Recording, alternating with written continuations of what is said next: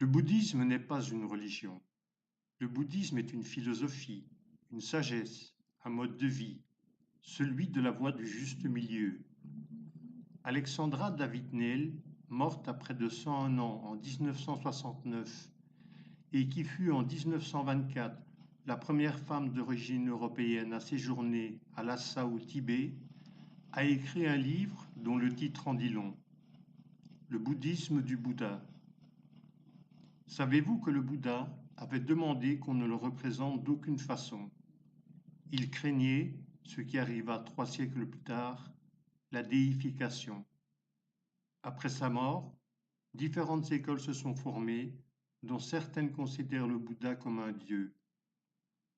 Bouddha n'était pas un dieu, il était un homme simple, d'une grande sagesse, un prophète peut-être, mais pas plus. Il mourut banalement comme nous tous.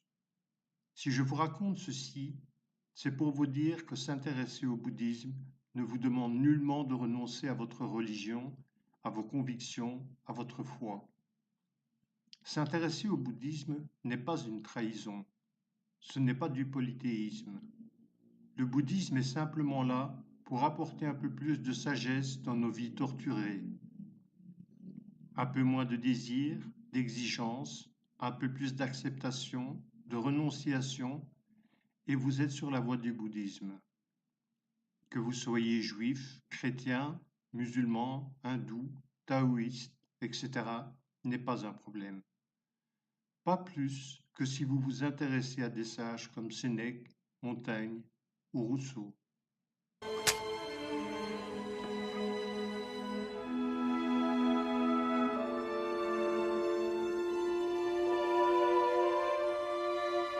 J'aurais pu certainement peut-être choisir autre chose.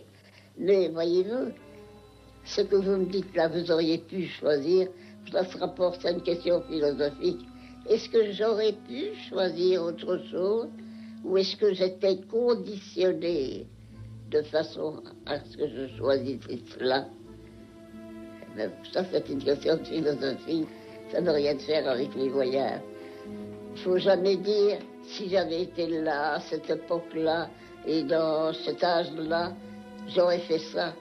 Mais non, mon bel ami, si vous aviez été de cette façon-là, dans tel entourage, à tel âge, etc., vous auriez été celui-là. Vous n'auriez pas été celui que vous êtes maintenant, et vous n'auriez pas pensé la même chose. Vous auriez fait exactement ce que l'autre a fait, parce que vous auriez été lui à ce moment-là.